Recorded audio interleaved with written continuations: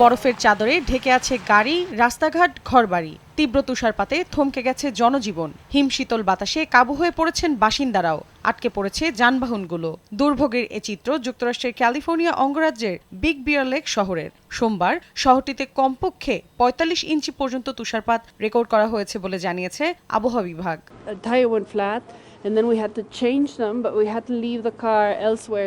গতকাল আমার গাড়িটি এখানে রেখে গিয়েছিলাম কারণ চাকা অকেজো হয়ে গিয়েছিল। এখন এটি আমাদের পরিবর্তন করতে হবে, কিন্তু আমরা যে গ্যারেজে নিয়ে গাড়িটি ঠিক করব, ঠান্ডার কারণে কেউ সেখানে কাজ করছে না।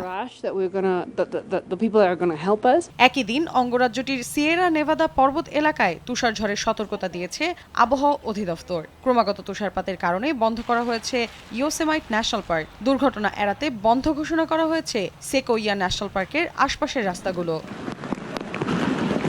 এদিকে বৈরী আবহাওয়ার কবলে পড়েছে লস অ্যাঞ্জেলেসের উত্তরাঞ্চলীয় ভ্যালেন্সিয়া এলাকা।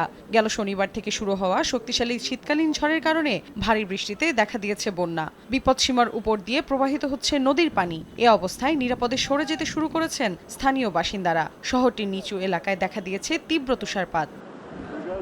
মৌসুমী সাথী, সময় সংবাদ।